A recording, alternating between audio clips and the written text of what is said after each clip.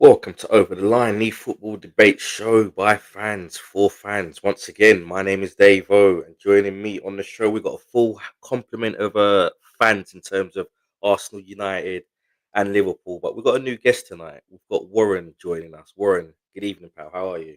Good evening, good evening. Very well, very well. Good to have you on. For those that don't know, we started doing this sort of back in 2016. Warren, you were one of the originals with me and Nigel, so it's good to have you two on together again after all these years. I know, resurrected, Yeah. So but I just behind the want to, scenes. yeah. So the way the show starts, I just want to read out the results from the weekend, and then we're going to get into the nitty gritty as to what's gone on. So starting with the matches on Saturday, first game up, we saw Brentford beat Manchester United 3-1. Poor result there for United. I'm sure we're going to get into that big time between Cyril and Nigel. Next up, we had Chelsea actually losing at home 3-1 to Brighton, although the ticket there actually states it as 2-1. It was a 3-1 loss at home at Stamford Bridge for Chelsea. Next up, Crystal Palace doing everybody a favour and beating Liverpool 2-1. Great result there. Leeds drew 2-2 with Bournemouth. Man City went and smashed Burnley 5-1 as expected. And the reason that result makes me a little bit more happy than usual is Erling Haaland was my triple captain in fantasy, and he scored two very, very late goals to bring a massive smile on my face and all of my fellow triple captainers. Nottingham Forest lose at home 1-0 to Sunderland. Ange Postecoglou is still searching for his first win as new Forest manager. We had Tottenham drawing 1-1 at White Hart Lane with Wolves.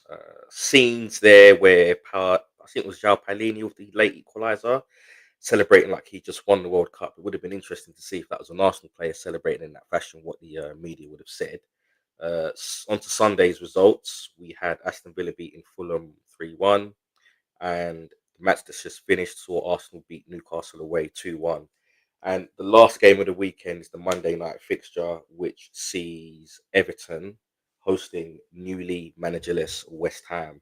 I'm sure we will cover that result from that game on a later episode. So before I throw the floor over to you, Cyril and Nigel, I just want to read an interesting stat. Okay, Sunderland now sit on 11 points in the Premier League. Okay, and they've been in the league since August. Manchester United since April have 12 points. Needless to say, it's an embarrassing time to be a United fan. So we're going to throw the floor over to Cyril and Nigel.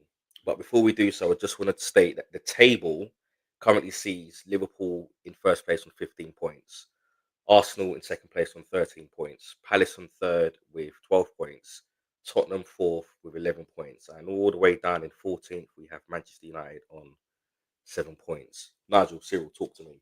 Talk to us about that result at the weekend. Give us your thoughts. Cyril, you first. Yeah. I wanted to just get this over and done with, I was watching the game, and things for me who is not a professional. I always say this: I am not a professional footballer. I am not an expert. There's there are people who are getting paid millions of pounds to Mm, be able to manage that team there. And I saw Harry Maguire as the last man, and I'm like, this guy. If you even actually track back to many from years ago, you will see that he's not comfortable in that space there. And so to see him there made no sense to me. Okay. Now another thing, which I think most people might have seen that Mika Richards thing on that I put out there, where it talks about how many times people have changed. One thing I just also still don't get, because I was just looking at certain things, right? One thing that I still don't get is that he doesn't have the same starting lineup in terms of the defense. He always changes big changes with the defense pretty much every single game. So I'm like, I've mhm. never seen a manager do so many changes with the defense and move so many people around and trying to get people to fill these different positions and trying to like put people in different places. And the reality of it is, yes, for sure, the players need to 100%, do their bit as well, right? But that there if you're a professional and you're having to do that, there's no way you can't be thinking, what's this guy on? Mm. So when he said a few weeks ago, I think maybe about the Ipswich game or whatever, when he was talking about the players or something like to do, the players have not showed what they were all about or whatever, I'm not surprised, because I want him to be there. I don't want to change and get another person, but this guy's not willing to change anything. He's still putting the people in, like, if you think about Arteta when we're talking about it, his midfield and how he's starting the midfield and so on, like, how just maybe after 2 games, people were already losing their minds about what he's doing with the midfield and stuff, right? And then he's just playing whatever he's playing time and time again. And so at this point now, it's like, he's not going to change nothing, but then are we just going to just get to that point where we're now sitting on 14th, which was pretty much one above where we finished last season? And yes, a few games in and all of that stuff there. And, one win would have been a different conversation for us. Mm-hmm. But at the same time, we can only go with what we actually have in front of us right now. And so, I'm not happy, but I don't want to say kick him out because, again, it's another process of going through all that shit there. But I'm not happy, though. But speaking of kicking him out, are you aware that Graham Potter, in that same time that Amarim's been manager, has actually accumulated more points with West Ham, yet he's lost his job first? I'm aware of all the things that's happening, but again, the process of kicking him out, you have to pay him off. They have to pay someone, most likely who's already in the job, so you have to pay up that club and then pay that person to come through. Okay? And all of that stuff there, and then obviously then having to go through that whole process there, and then again, if we go, it's just pretty much doing what we did. That's what I was saying before. I was like, if we're gonna get rid of him, at the start of the season, but we weren't gonna do that. So it's either we're gonna have to just stick with him to the rest of the season, but no one's gonna get through to him. He's just doing what he's doing. He's not gonna change what he's doing in terms of formation and so on. But yeah, it's peak. And then one thing that's what I don't know if it's United, I don't know if it's the man, I don't know whoever made that decision, right, to not get Donnarumma, right, for the amount of money. Sorry, I know it's a bit going off somewhere, right? For the amount of money, I think it might have been I think they got this guy for like 21 mil or something like that, or something around 20 mil or something. To City. No, the one that you got, the Lemons. Yeah, it was about 21 mil. Yeah, 9 more mil getting this guy, Donnarumma. They didn't even clock. My guy's 26 years old. Yeah, he's young. He's 1 year older than Foden. But do you think Donnarumma makes that much of a difference to your team?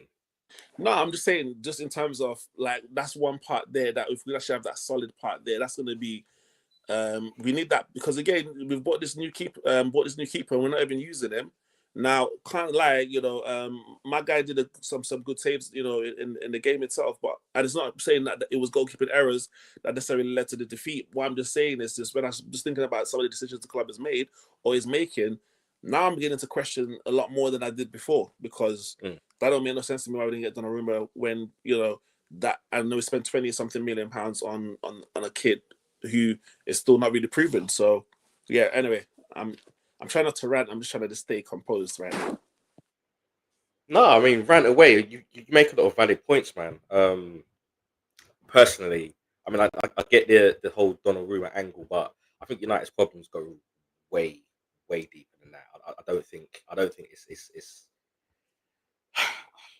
I don't think it's any one particular thing. I've never really voiced this, but it's just like I just thought that today was the day I was going to voice that.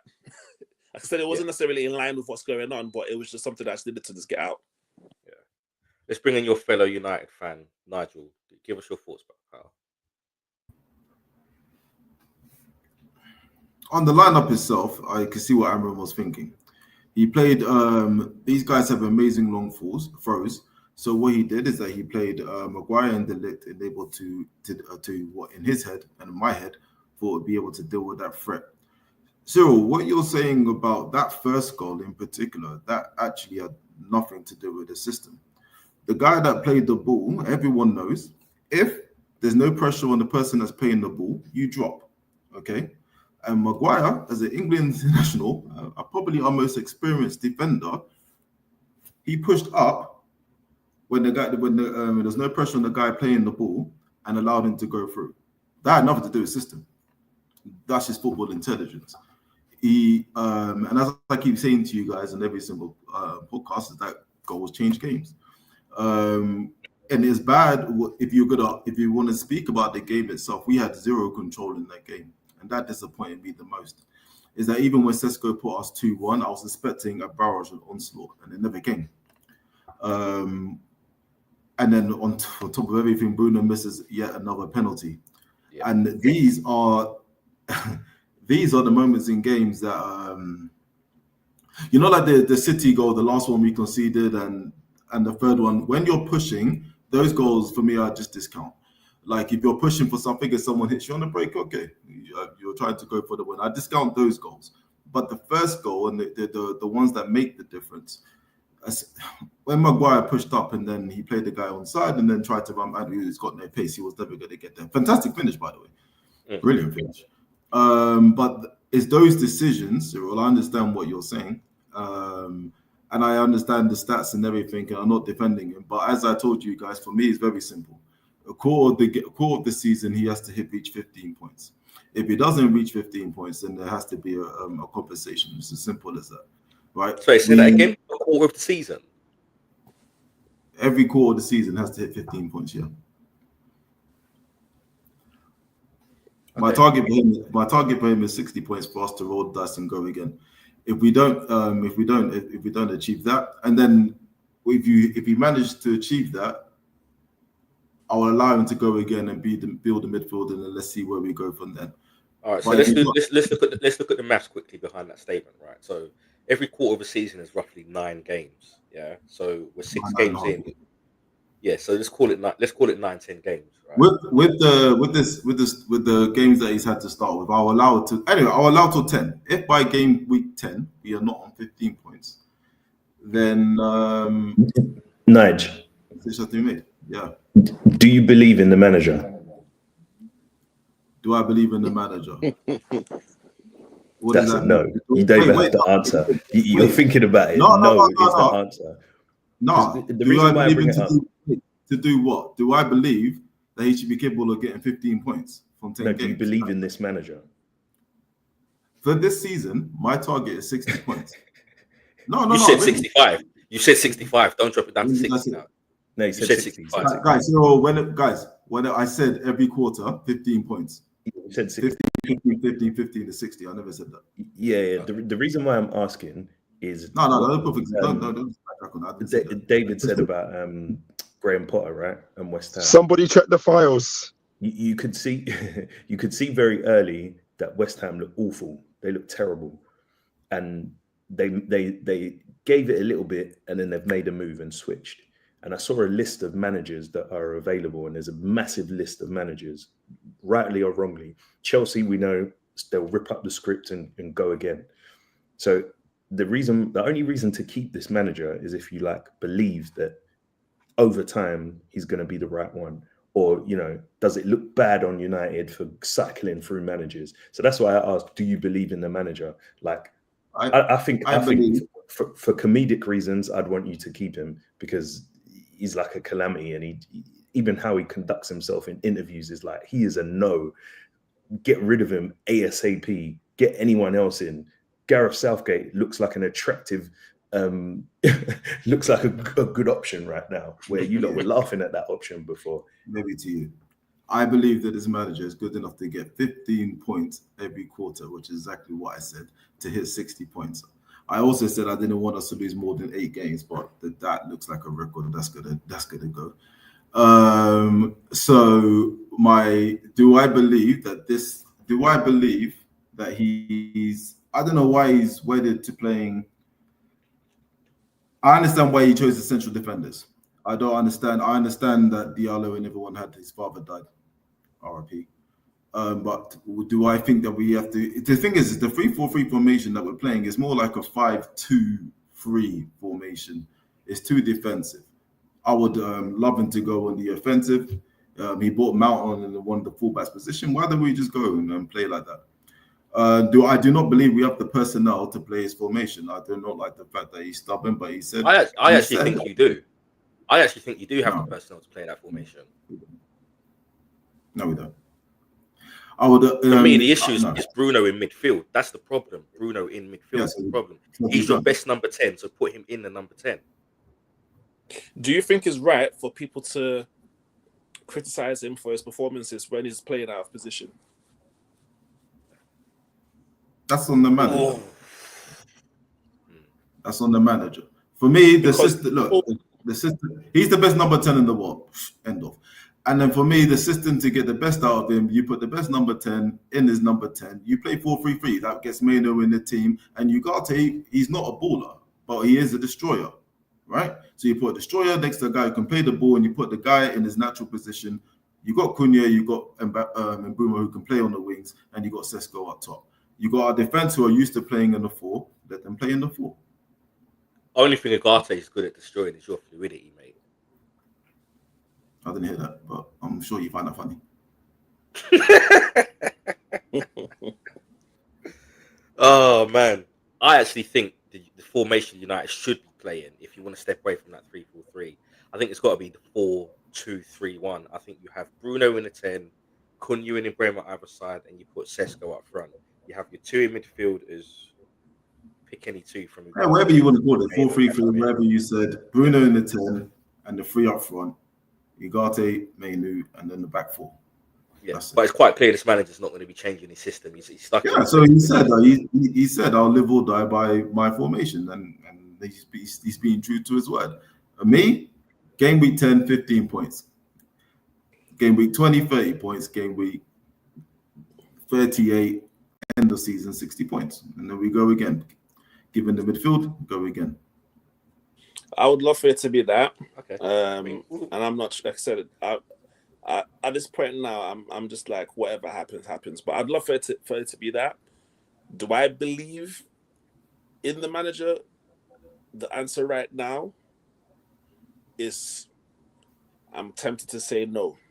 No, So, give us the proper answer. Do you, Cyril? Yeah, do you? Yes or no? Because the answer it's fine. is It's fine if you don't. no. The answer is no, not because I don't think he is. The reason why I'm saying no, because he's not changing.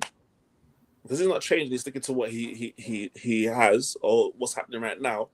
Then no, because look at what's happening. Every team kind of like knows what's going to come up. And Yeah, I know. But I agree with you. The only thing that annoys me is because when you have pundits who's played the game and know the game, right, to not call out Maguire on that basic, I understand. And for me, it's too easy to go after the manager on certain things that you're seeing on the field. By the way, I wasn't happy with Bayern on the 3rd goal, by the way. And Donnarumma, the reason why we couldn't sign him is because of his actual salaries. You know what he's getting paid at Man City. And then the other issue that we have with Amorim is that I can't remember the exact date when he signed us, but there's a clause in this contract that we'll have to pay him 12 million, I think it is, if he's sacked within a year. So also for financial reasons, and I think that goes in line with the deadline that I gave him of 15 points after a quarter. So if he doesn't reach it by after the international break, is that when Ten Hag was sacked? I think game week 10, that clause expires, and then he's either on 15 points and we move forward, or he doesn't, and then that. But then the question for you is that then if we get rid of him, but by the way, this does not mean by any means that I think just because you can't find your ideal candidate doesn't mean you shouldn't make a change. But if you get rid of him, would you be able to sleep comfortably knowing Gareth Southgate, as Warren was laughing just now? Or do you then do what you're saying, break the bank, go and get Glasner? Or do you tempt Zidane out of retirement? Like, what's what you? Because I hope you're not going to say we go and do another Ole Gunnar Solskjaer or something stupid like that, right? No, I definitely don't want Gareth. I don't want to ever see that day when that happens. He would be good for you. He'd stabilize the ship. Very much, I appreciate your input, people, but yeah, I don't want him. But you know what it is? It's that at this stage, as long as we still have enough time to turn the season around. So I think it's obviously what does that look like to you? Back-to-back wins. No, I'm just joking, but yeah, no. I've got to say that. I actually want that shit. How can I Actually, you know, so I don't know yours because I know what my target was. My target was stabilization, especially after getting a bit of. Do you want to know what Cyril's target was? What was your target? Cyril's target was he believed in a title run. No, I didn't believe. I didn't say title run. I said yes, you did. We've got the message, Cyril. You believed in a title run. All right, cool. That's it. I believe a lot better than what's happening right now and potentially is going to happen. You know what it is? End of the day, I'm a fan, right? And obviously after a while, I started seeing what was happening, and I was like, hey, okay, cool. Maybe I need to just get, I was gassed about those signings, and I was like, in my head, I'm thinking he's going to make it work with those. Because you know what? That's the thing, right? Genuinely, tell me that another manager couldn't make those players that we've got in our team right now work and be competing for the league. Another manager could come and actually move that around. Like, think about what I don't know about the league, bro. I don't know about the league, but if you look at Crystal Palace right now, though. Are you telling me that we don't have? Look at Crystal Palace; they're third. Like, are you telling me we couldn't with the players that we actually have with Bruno playing with? Come on, like the thing is that. I know, but last week it was Bournemouth. I don't think we should use the table. But if you are saying to me that being unbeaten in 18 games, I think is being Liverpool twice, now that is superb. If you say that, don't bring the table into it right now, please. Yeah. All right, let's just like give it 19 games, and then we can start looking. No, of course. Last week David showed the table and had Bournemouth. Like, where's Bournemouth now? So we shouldn't do that. Let's no, of course. What I'm just trying to say is, it's just that irrespective of what I'm saying, that with our team, we could definitely be doing a lot better. With the players that we actually have, shouldn't be, we should be. And I expected him to utilize the team a lot better. No, but I expected, that leadership squad that he has, I expect more out of them. And I think, isn't Maguire in that squad? And it's him. He is. It's him. That first goal, him. And now schoolboy errors. For me, there's no one. Everyone's talking about Amarin, but that one, Maguire's done that many years. Like, come on, if you go back, right, and look at Maguire's. Yeah, so we got to do what we can. No, but there was no pressure on the ball. You don't push up, especially if you don't have pace, right? You got to be sure. So no, that's unacceptable. No, I'm not defending him for sure. I'm just like, that's the whole point. The whole point of it is that I already know that that's in his game. That he's capable of doing that same shit that happened. I've seen that before anyway. So it's like, that's the reason why and he feels comfortable. And I know Maguire did not want to be in that position. No way did he want to be in that position. He would have rather the team being further, back than being so high up. But that's what they have to play. So they have to be brave to play that high. But then he knows that he's not got it in him to be able to. No, he made a mistake. He made a mistake. He misread it. No, that's what I'm saying. I'm not saying he didn't. I'm just saying he knows that I'm just saying that he knows that he couldn't. That was going to happen. I'm sure he is aware that. So he should have dropped. Simple. Anyway. What are you guys' confidence levels on Ineos? Because there's a lot of talk about Amarim this, Amarim that, Maguire this, Bruno that, but Ineos, what's their role in this? Well, what happened on the pitch yesterday? The direction of the club in general. What they're trying to build? I don't understand your question. They're trying to. What is your confidence levels in Ineos being able to bring United back to what we grew up with what United was the all conquering force? What is your confidence levels in Ineos? I haven't seen any in this past season. Everyone's been crying out since Fergie left to put in a football instructor in place. They've done that. This past summer, they made fantastic signings that whether it's Amarim or another manager, we're going to be all right going forward. They bought some fantastic youth in Lenny. I'm a bit concerned about Man Utd, I'll be honest. But no, other than back in Ten Hag and the guy they got from Newcastle. But what I did like is that they made a mistake and got rid of him straight away. And I'm just telling you, with the situation that we're in with PSRs, as I keep banging on about, even if they wanted to, they have to wait for the year to expire for Amarin so that we don't pay 12 mil. Okay. What you said about due diligence on getting the next manager, and that's it. What you said about Amarin and Donnarumma does make sense. As fans, we look in and go, why can't they do that? Why can't they do this? But obviously, there's business decisions that have to happen. And Sil's question is a good one in terms of like building. And I was looking at a comment from Ralph Rangnick, and what he said about and how he wasn't listened to, and the players actually that he put forth at that specific time. I think it was like Isak. I can't remember a few others, but all who have been successful. And I think looking at Rashford's comments, about being able to, at this time, you should be able to select youth players and bring them in. And I understand, but when a guy's walking on the pitch when your team is suffering, you're supposed to love the club. I understand. But the Ralph Rangnick one, he also killed himself because you got the opportunity to stop the bleeding, even if you're playing 10 behind the ball, and he was a catastrophe. And anyone can say, because Ole Gunnar Solskjaer also came out and said, I think Louis van Gaal said, everyone can say that, I threw names out here. That means nothing. Yeah, but it's more about being listened to, about their philosophy of rebuilding. Hold on, wait. The question was about Ineos and how. But that wasn't Ineos. Ineos wasn't in charge when he was there. But your question was about Ineos. No, but your question was about Ineos. So even if so, how are they rebuilding the club and the things that those people have suggested? I just told you that we finally got a proper chief. We got a chief executive. We got people in the structure who either played the game or know the game very well. Vivell is one of the most sought after, most respected youth scouts in the game, right? And so then Amorim, on paper, he was also sorted after by everyone. So yeah, it hasn't worked out, right? The mistake they made was continuing with Ten Hag and backing into the tune that they did. And now we left with people like Ugarte who can't play ball and stuff like that. But players like Maguire and the fact that Luke Shaw has been with us 12 years or something, that's got nothing to do with Ineos, right? It takes time. But if you look at the summer that we've had, the amount of players that we've got out, no one believed that was possible, right? And they have. So it's going to take time.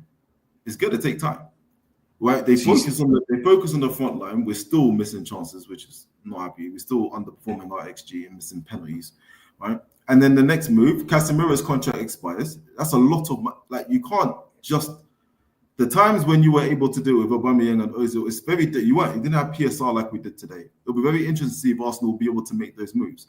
This is the reality that we're living in, and just give them time. Casemiro's contract, that's 300 plus fouls. You can't just you guys think it's football manager. You can't just do that, right? Everything is a process.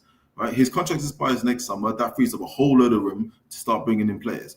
You talked about Ineos. Have you seen some of the youngsters? Okay, it doesn't guarantee anything, does it? I know it doesn't mean anything, but it's a new transfer policy where we've gone after youth, and then like we did with Diego Leon, and we bought another one just yesterday, and then we're trying that way around because he said, look, instead of us trying to go after, we did it with Cavani, we did it with Falcao, we did it with Di Maria, we've done it with all of them. He's saying, how about we build from within, trust our youth development program, and then find the next Mbappe. You guys were all screaming and shouting when that 15-year-old came on for you, and Liverpool's 16-year-old scored. Right, so that's the route. They're looking at you guys. Man City's academy is fantastic, even Chelsea's, and that's how they use it to make money. So they're saying, look, let's just stop going after these Hollywood signings, and let's just lay the foundations and build up. And I haven't seen anything that they're not doing that's not true to that. And on top of that, let's get a new stadium. That's what I've seen. And I think in saying that, Nigel, as well, I think a lot of United fans, unfortunately, you guys have to be patient now. Like, you've just got Ineos in, they clearly got a plan, right? And I think that plan, despite what has been going on, do you know what I mean? Like, you've got a lot of deadwood, a bit like what Arsenal had to do a few years ago when they got in Arteta. It's going to take a lot of time. And I think you lot just have to strap in and enjoy the ride, like, until then. So it's just one of those ones where you'll be fighting a lot of battles this season, in the coming seasons, because even when you mentioned Nigel, I'm not sure. Well, I'm sure you are aware, but you know when you were like, "Oh, I want 15 points per quarter," so that's 15 points. What, out of 10 games or 9 games? Let's call it 30 points. Yeah. So you're saying you want 50% wins, and like, again, as a rival fan, when I think of Rare, Man Utd only want 50% wins. Like, from where the club, like, from what we know, and I think but like we're all older guys, innit? So a lot of us live on the nostalgia of what once was. So to hear you guys, or to hear you say that, I'm like, wow, like, because like, look, 1 and 2, like, that's crazy. We're in an era where you bought a guy from Atletico Madrid as a 15-year-old, right? You gave him his opportunity in the game, and he has the nerve to disrespect you on social media. This is where we are right now, right? We need to gut out the club, and we need to put some respect on our name, and we need to put a culture in place where this is how you perform. And as I keep saying to you, if anyone did that at work, you would find out. So I like that. And if anything, even if Amram goes tomorrow, Cyril, I'm grateful that he's got out. What was more upsetting? Would you have been happy if we, I don't know, made Europa League or whatever it was, and still had people like Sancho and that around? No, you wouldn't. No, you wouldn't. And you can't keep saying that we need to reset. We need to reset all the stuff that all the journalists are saying, and then when you're actually going through the process, and then you cry about it. You can't. That's why I said for me, 15 points every quarter, and then I'm okay for this season. Next season, contracts expire. Hopefully, Shaw and that I think there's contract as well, and then you clear out. You have room in the wage structure. You can get in new ones or blood some youngsters. That's it. By the way, I'm not complaining about I'm just complaining about the fact that Amarim is just so stuck in that way that he's not willing to do whatever he's to do. Might be about that. And that's the part there that I'm like, come on, man, like at least do something. Like, because that's the only thing. Like I said, I don't want to get rid of him and go through that whole process again or whatever. I'd rather him stay and, you know, turn things around. But he's I just could just see now, like, because he's so unwilling to do anything, make any of those changes, we're going to be facing so many more of these conversations time and time again. And something has to give at some point because, you know, like you said, okay, after those 10 games, fair enough, let's wait till then. But if, again, we're still in that same process there, then it's just going to be really difficult because, like, teams are, like, when people, I heard someone say, you know, like, teams are not scared to go to United no more. Teams are not scared to play United. And it's the truth. Like, tell me, even if you're Sunderland playing us next week, and you are where you are right now, and we are where we are, do you think Sunderland's coming to Old Trafford and be like, oh, you know what, we're newly promoted, we're going to Old Trafford? Definitely not. And that's the part that's kind of crazy. And then what John was saying just now about the 50% win percentage, I was like, wait a minute. When did Man United even have to worry about counting points and stuff like that anyway? Because we never even spoke about that. Now we're talking like these teams that... Well, to be fair, you said... never spoke like that. You're going for top. Yeah, but you guys, which Man United are you speaking about? Because are you speaking about Alex Ferguson's Man United or David Moyes' Man United? Which Man United are you talking about? Because I've been there throughout.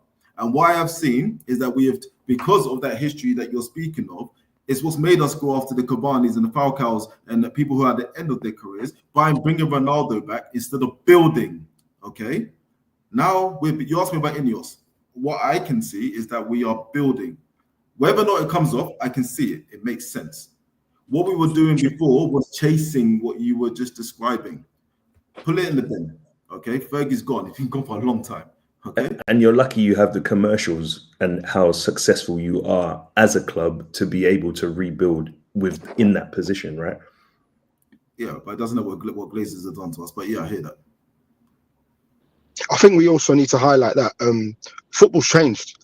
As I mentioned earlier, we're of a certain age, so we've come from an era of watching football where it was all about dominance and teams just kept winning.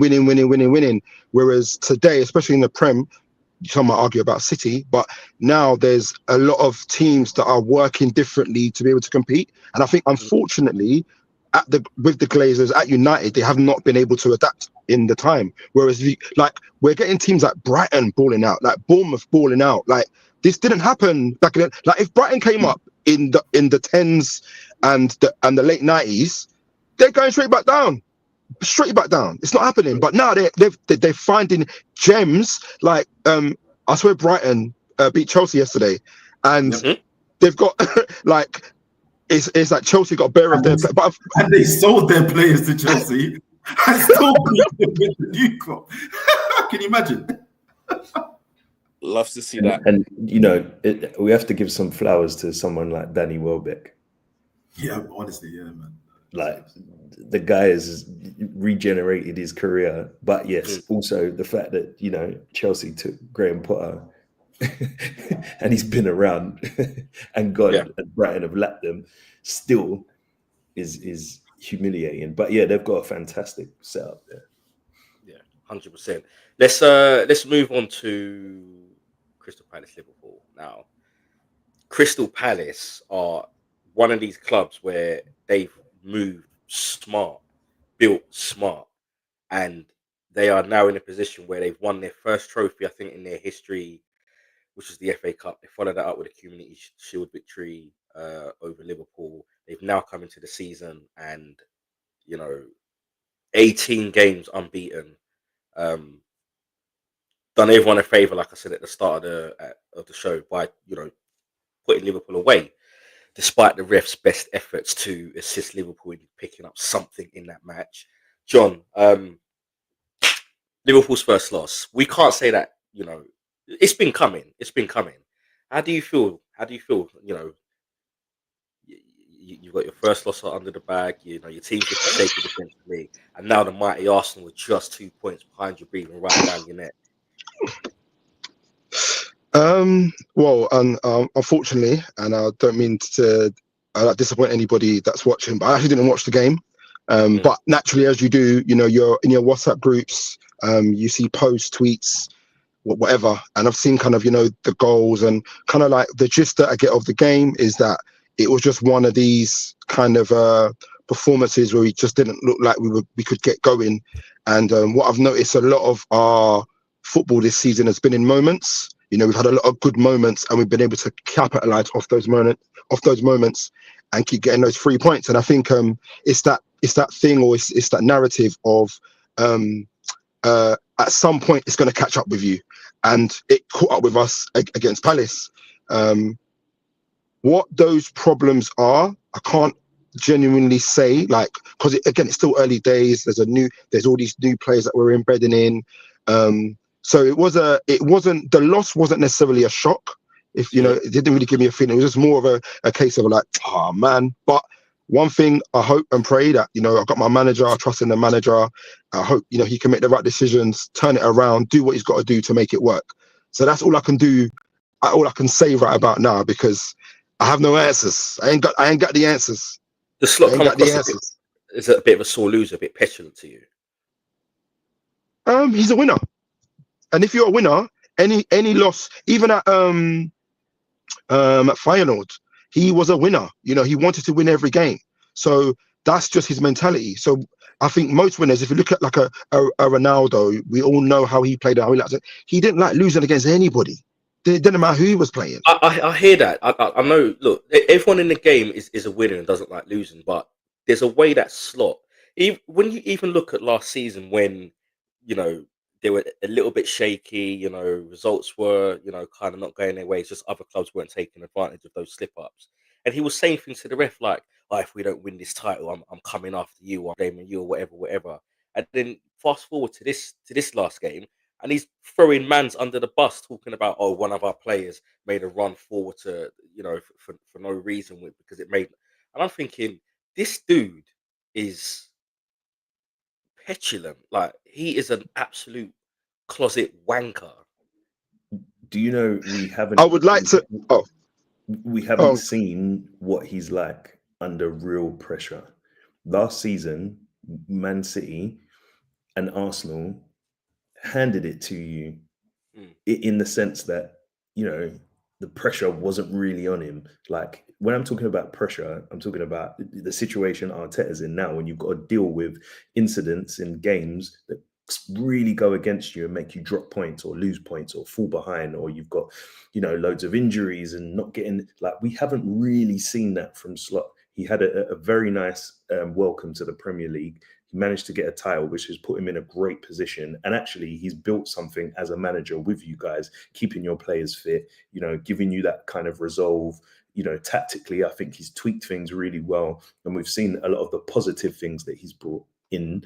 However, there are these little flash moments, like I would say in the cup game and now, that have negatively impacted you, and how he's reacted to those is very interesting. I want to see how he acts when the pressure ramps up some more, because he's right. He's not been shy to throw players under the bus. And how does that work? And also, your squad dynamic is very interesting this year. You're in a transition where you're kind of rebuilding. You've got a lot of new players, like you said. So he inherited a Klopp squad. He's building his own squad.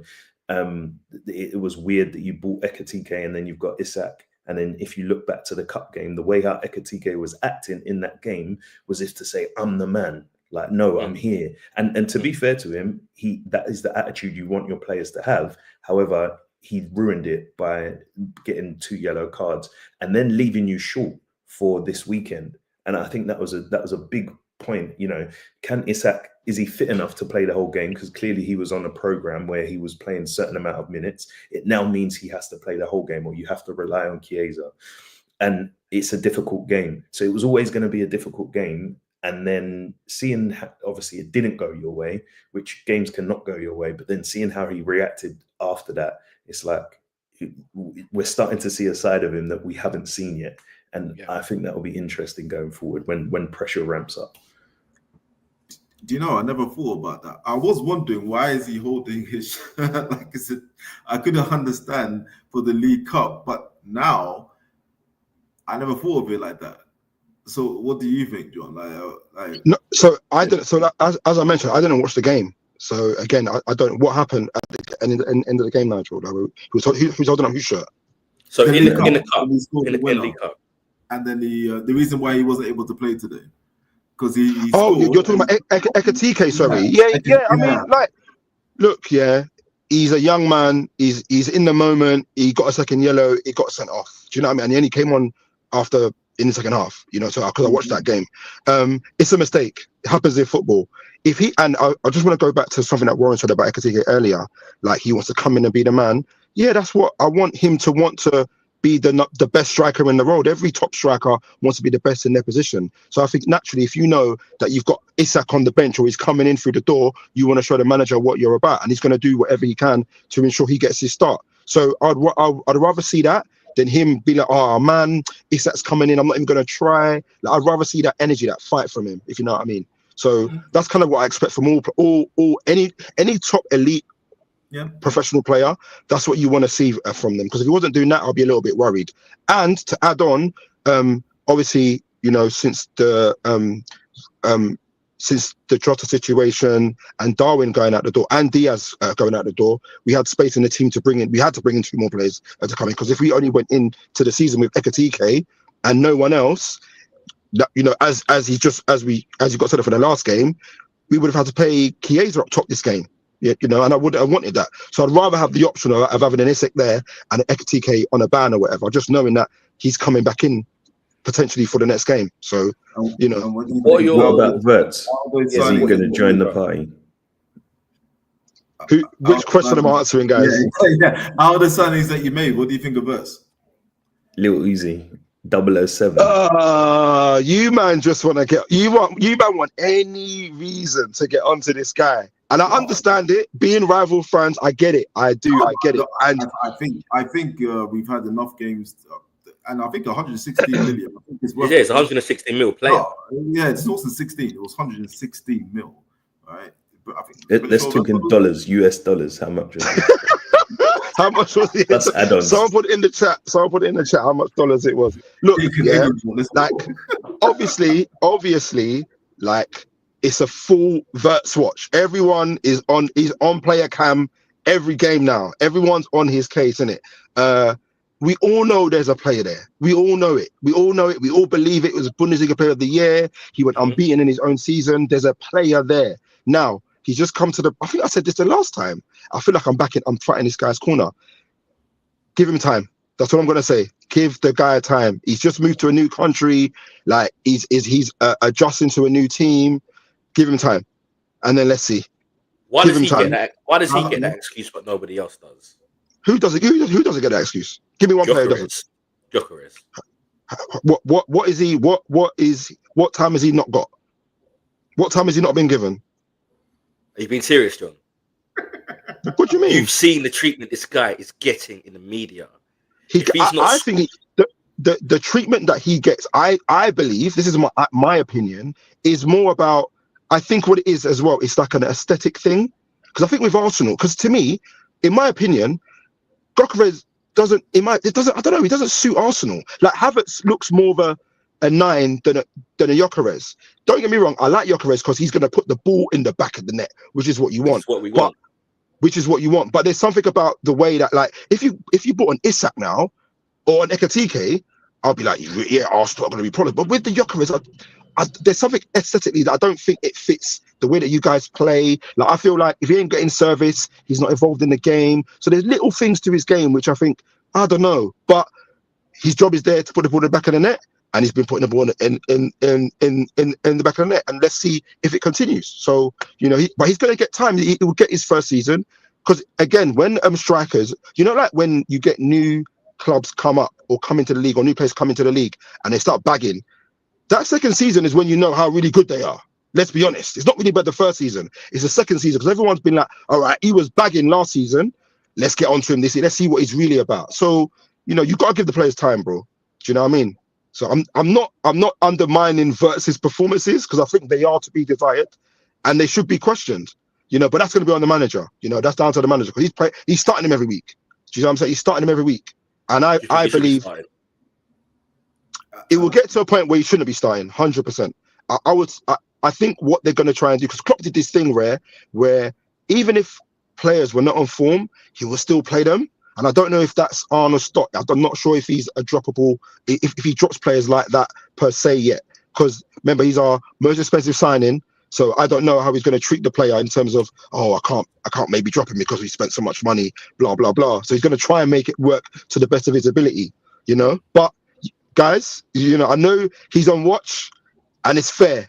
I'm not going to take anything away from you guys. You know, I've just got I've got the 007 meme. Someone sent it to me today. You know, with like no goals, no assists, 7 appearances. I was fuming, bro. Fuming. Bro, they AI'd his face into the James Bond image. I was fuming, bro. I was fuming. I thought I'd never see the day where it'll be the guy, the most expensive player, you know, one of the most expensive players in the league to get that. So, but yeah, like I think with time, there's a player there. You know, if we can get the system working right, I think we can get the best out of him. But it's time, and I think the backlash that Gyökeres gets is more about, I believe anyway, the way he fits your team, not about his output, because his output's there. Fair enough. That brings us on nicely to the last team we want to talk about today, which is Arsenal. 2-1 away win at Newcastle. I mean, I watched this game from start to finish, and it was nail biting stuff. Like we played really well, and had we lost that game, I would have come away being extremely frustrated, because not just because we've missed a chance to close the gap on Liverpool, but we played so well. Like, Newcastle was just undeserving of that lead. So when we got the equalizer, and then that very, very late, you know, victory, a header from Gabby to seal the win, I was like, yeah, justice has been done. You know, a couple of things went on in that match where, you know, Gyökeres getting brought down by Nick Pope, penalty not given, but we've seen similar challenges like Sanchez last week, Chelsea, Man United, you know, bringing down, I think that was in Bremer outside the box. You know, he got a touch on the ball, but brought, you know, the player down. Nick Pope today, yes, he got a touch on the ball after Gyökeres has got a touch on the ball, brings Gyökeres down, no penalty. So feelings of injustice, you know, going on through that game, whatever. So Warren, let's bring you in. Give us your thoughts on that match, and you know how relieved you are to have got the points today in the bag and keep the pressure up on Liverpool. Yeah, my thinking about what I was going to say before and after that were two totally different things, because it didn't really matter if we had a great performance and didn't get the result that we needed, to be honest. It was all about going there and getting the result. And it's just, as you said, justice was served, that we actually got what we deserved. We played more adventurous, more attacking, and that was down to Eze being able to turn in tight spaces and keep the ball moving. That was one big reason. So the manager got it right with the selection. He, you know, the way that we played was good, and we created chances. Nick Pope made some great saves, and we had the pressure on. Again, we were caught by, you know, losing a goal and go back, decisions going against us. And despite that, we managed to get the result. And I think that the impact of that is huge. So it's different when you get swing results and it's like you just nick it, but you played terrible, because there's still that question of, is the team clicking? Is it connecting? But when you play well and you get the result, you get the feel good factor for all of the players in the squad. You get a feel good squad from the manager, thinking that he made the right selection. We played the right way. We overcame, and I think it's such a big result, huge result for the squad, their mentality, obviously the points and closing the gap, and it's a turning point. And one thing that I took from it is that everyone will have a part to play. Everyone will have a part to play, and the size of the squad has been talked about, and having a really good squad, and we're seeing the benefits of that, but maybe not in the way that people thought. So what I mean by that is we started with Trossard today, and there wasn't much of an issue there.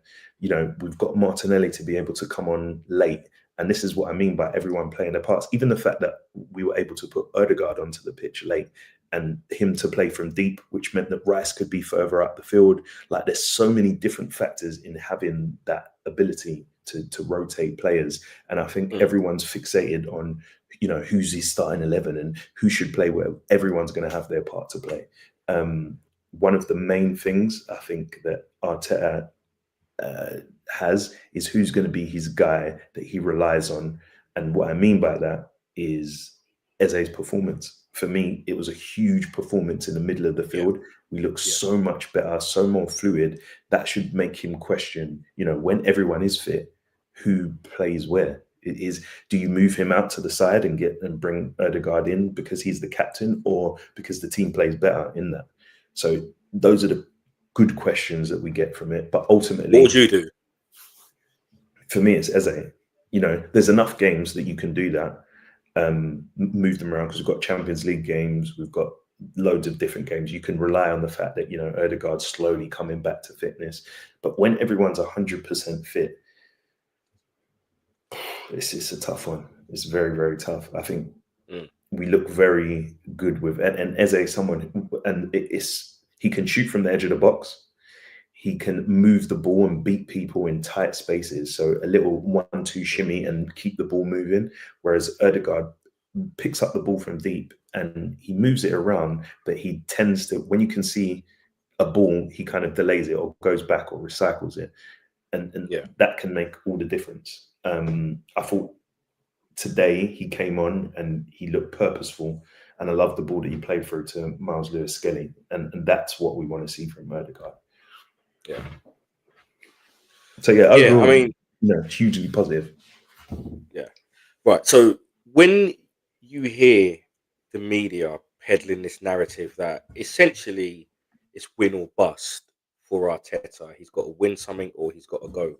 Where do you stand on that argument?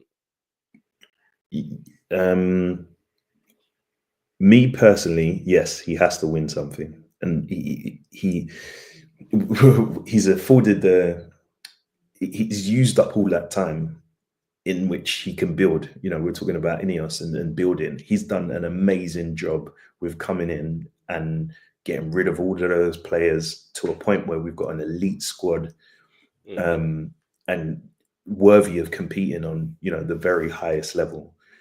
And I don't think the club will get rid of him. I think he's doing everything that the club want him to do. But as fans and as supporting football, he has to win something this season. Has to, 100%. Early on, we could have got lucky, and what would have made it different is, so we talked about Arne Slot coming in, and it's not that it was luck. He obviously played his part, but the fact that he's won the Premier League in his first season affords him so much luxury that even if this season he wants to try certain things, he might do it, and it might work for them. Arteta came in and he went for a turbulent time, but there was a couple of, when we went on those runs and it looked like we was going to do it, but then we stumbled and then we got really close again. Had he have won the Premier League in any one of those leagues, this time around, it might be completely different. He might play with a handbrake off because he's not under that pressure, but it's just got to a point where we've failed it so many times. You've got to a point where you've got to win. And sometimes that's even worse than be in a position where you can sneak in and chase and come through at the last minute with a good run. It's like we've had that run where we won all of them games and we lost one and we didn't win.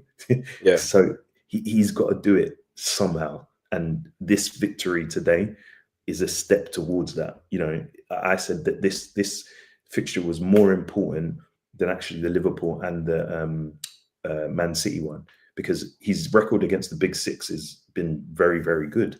And to the point where, you know, they're telling us a draw away at City wasn't good enough. It's not, you've got to, you know, it's always this thing about you've got to beat the big teams in order to do it. It isn't that. We've got to beat the smaller teams. You know who we've got to beat? Newcastle away. Do you know who we've got to beat? Villa away and Villa at home.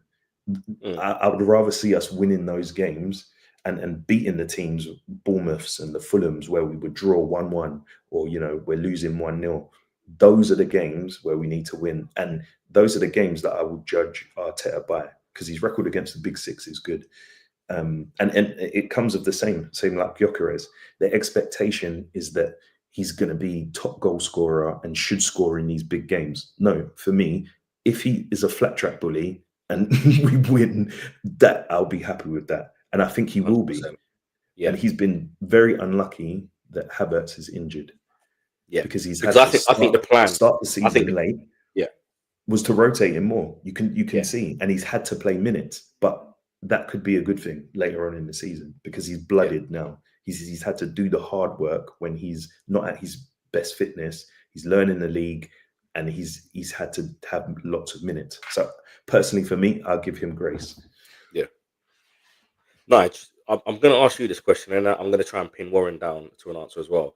For you, Nige, if on the win or bust scenario, if Arteta doesn't win anything this season, has he got to go, or should Arsenal stick with him? You can stick with him because you could say get rid of him, but then go for whom? Unless if you told me you're going to bring in Louis Enrique, then yeah, absolutely. Yeah, well, I don't consider it now. But the thing is that the bigger question. I don't think the bigger question is then what do your players, because that'll be 7 years, is it? That he would have been there, yeah. When you come second again, it's 4 years in a row, right?